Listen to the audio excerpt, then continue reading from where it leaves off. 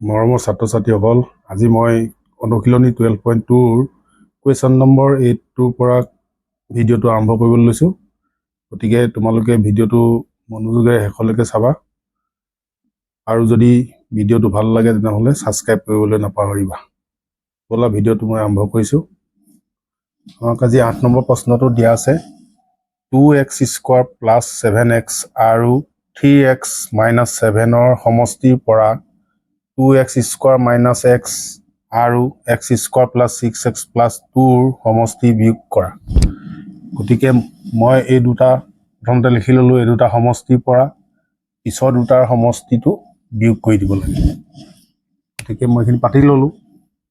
এতিয়া আমি ব্ৰেকেটটো খুলি দিওঁ। প্ৰথমৰখিনি 2x square plus 7x plus 3x minus 7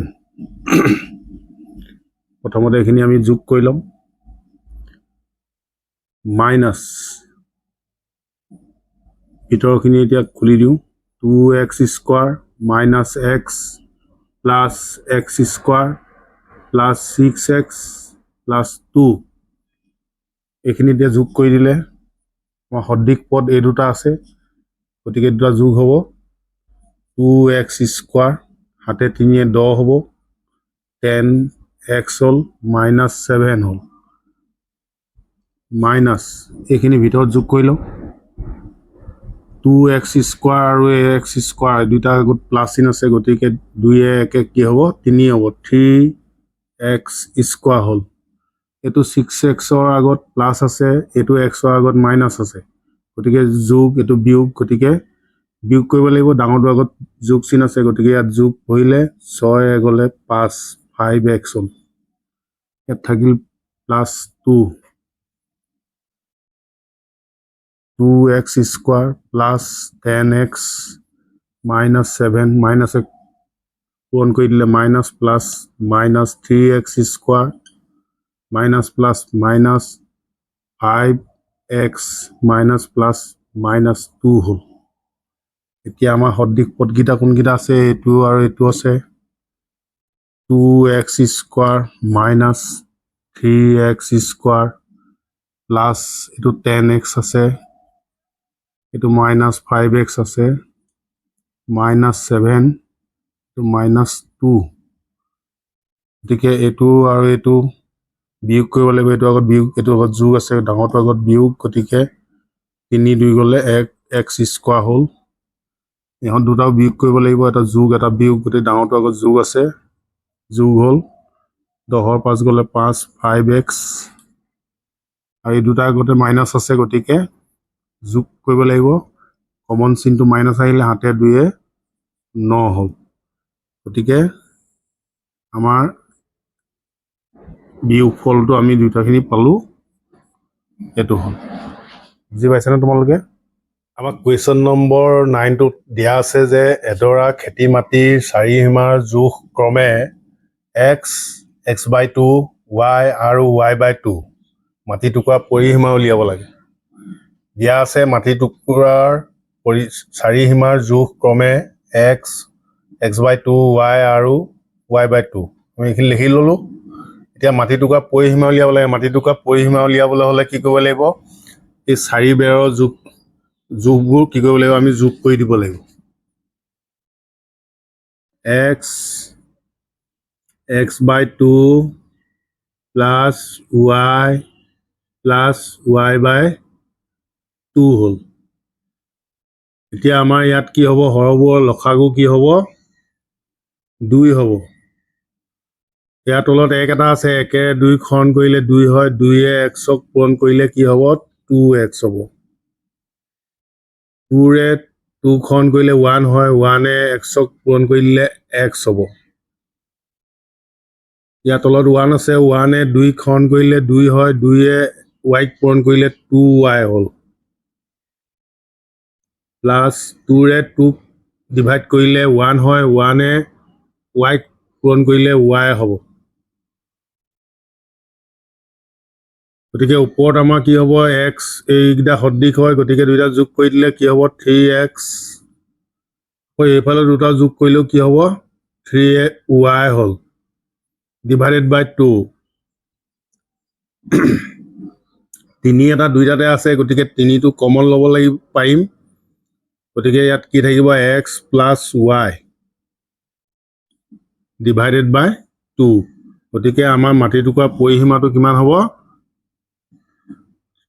3 whole into x plus y divided by 2 বুজি পালানে তোমালোকে 10 নম্বৰ প্ৰশ্নটোত আমাক দিয়া আছে নবীনৰ হাতত কেইটামান মাৰ্বল আছে বিজয়ৰ হাতত নবীনৰ হাতত থকা মাৰ্বলৰ সংখ্যাৰ বৰ্গতকৈ 4টা মাৰ্বল কম আছে অনুপৰ হাতত বিজয়ৰ হাতত থকা মাৰ্বলতকৈ 4টা মাৰ্বল বেছি আছে প্ৰকাশে ক'লে যে তাৰ হাতত নবীন বিজয় আৰু অনুপৰ হাতত একেলগে থকা মাৰ্বলতকৈ 6টা মাৰ্বল বেছি আছে নবীন বিজয় অনুপ আৰু প্ৰকাশৰ হাতত থকা মাৰ্বল একেলগ কৰিলে মুঠ মাৰ্বলৰ সংখ্যা বীজগণিতীয় ৰাশিত প্ৰকাশ কৰা গতিকে আমাৰ এতিয়া আমি ধৰি ল'ব লাগিব কি নবীনৰ হাতত কেইটামান মাৰ্বল আছিলে নহয় গতিকে নবীনৰ হাতত থকা মাৰ্বলৰ সংখ্যাটো আমি কি বুলি ধৰি ল'ম x বুলি ধৰি ল'ম দেই ধৰা হওক নবীনৰ হাতত থকা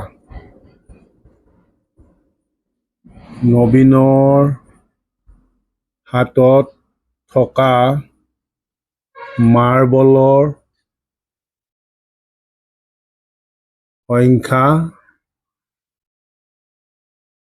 সমান x টা নবীনৰ হাতত x টা আছিলে কিন্তু বিজয়ৰ নবীনৰ হাতত থকা মাৰ্বলৰ সংখ্যাৰ বৰ্গতকৈ 4টা মাৰ্বল কম আছে গতিকে বিজয়ৰ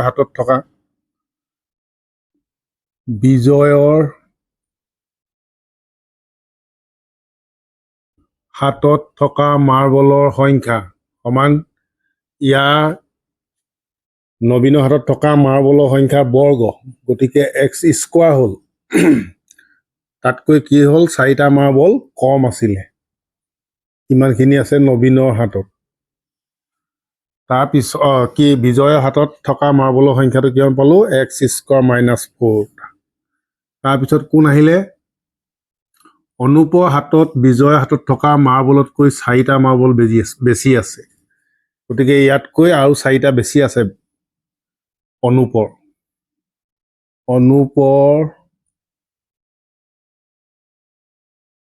হাতত থকা মাৰ্বলৰ সংখ্যা সমান কিমান হ'ব ইয়াতকৈ 4টা বেছি গতিকে x স্কোৱাৰ মাইনাছ 4 প্লাছ 4 এইটো টা হ'ল গতিকে এইটো আমি ব্ৰেকেট খুলি দিওঁ x স্কোৱাৰ মাইনাছ 4 প্লাছ 4 গতিকে এইটো মাইনাছ 4 এইটো প্লাছ 4 গতিকে বিয়োগ কৰি দিলে 0 হৈ যাব গতিকে কি থাকিলে x স্কোৱাৰ টা হ'ল অনুপৰ হাতত থকা মাৰ্বলৰ সংখ্যা x স্কোৱাৰ টা বুজি পাইছানে তাৰপিছত আহিলে কোন প্ৰকাশে ক'লে যে তাৰ হাতত নবীন বিজয় আৰু অনুপৰ হাতত একেলগে থকা মাৰ্বলতকৈ 6টা মাৰ্বল বেছি আছে ইহঁতৰ তিনিওটাৰ লগত যিমান মাৰ্বল আছে তাতকৈ 6টা বেছি কাৰ আছে প্ৰকাশৰ আছে গতিকে প্ৰকাশৰ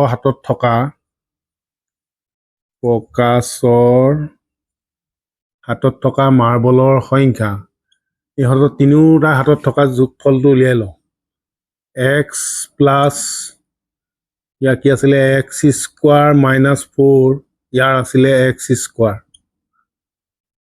গতিকে এই গোটেইখিনিতকৈ 6টা মাৰ্বল বেছি আছিলে প্ৰকাশৰ গতিকে এইটো ব্ৰেকেটটো খুলি দিওঁ এতিয়া x plus x square minus 4 plus x square plus 6 ইয়াত x স্কোৱাৰ এইটো এটা আছে দুইটা আগতে যোগ চিন আছে যোগ হৈ যাব গতিকে 2x স্কোৱাৰ হ'ল x এটাই আছে প্লাছ x হ'ল ইহঁত দুটা বিয়োগ হ'ব এটা যোগ এইটো বিয়োগ গতিকে 6 4 গ'লে কিমান হ'ব 2 হ'ব গতিকে প্ৰকাশৰ হাতত থকা মাৰ্বলৰ সংখ্যা কিমান পালোঁ আমি এইখিনি তাকে আমি গোটেইকেইটা নবীন বিজয় অনুপ আৰু প্ৰকাশৰ হাতত থকা মাৰ্বল একেলগ কৰিলে মুঠ মাৰ্বলৰ সংখ্যা বীজগণিতৰ ৰাশিত প্ৰকাশ কৰিব লাগে তাকে চাৰিওজনৰ হাতত থকা চাৰিওজনৰ হাতত থকা মুঠ মাৰ্বলৰ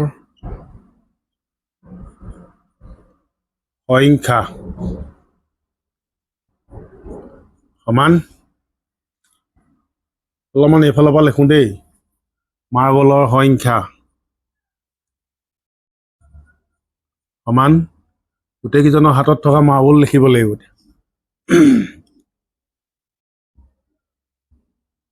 প্ৰথমতে নবীনৰ আছিলে এক্স বিজয় আছিলে সেইটো এক্স স্কোৱাৰ -4